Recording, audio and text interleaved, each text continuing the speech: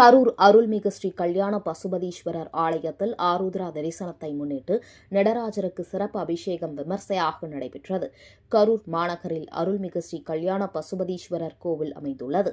ஸ்ரீ அலங்காரவள்ளி ஸ்ரீ சவுந்தரநாயகி சமேத ஸ்ரீ கல்யாண பசுபதீஸ்வர சுவாமி கோவிலில் ஆருத்ரா தரிசன மகா உற்சவ விழா கடந்த 26ஆம் தேதி ஸ்ரீ நடராஜர் ரக்ஷாபந்தனம் ஸ்ரீ மாணிக்க வாசகர் திருவெம்பாவை உற்சவத்துடன் துவங்கியது.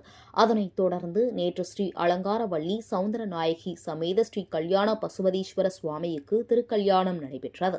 இதனைத் தொடர்ந்து இன்று அதிகாலையில் கோவில் உட்பிரகாரத்தில் புகழ்சோழர் மண்டபத்தில் எழுந்தருளிய நடராஜர் உள்ளிட்ட பரிவார தெய்வ திருவுருவ சிலைகளுக்கு தேன், நாட்டு சர்க்கரை, பழங்கள், பால், தயிர், மஞ்சள், இளநீர், பன்னீர் உள்ளிட்ட பலவகை வாசனை திரவியங்களால் அபிஷேகம் நடைபெற்றது. இதில் ஏராளமான பக்தர்கள் கலந்து கொண்டு சுவாமி தரிசனம் செய்தனர்.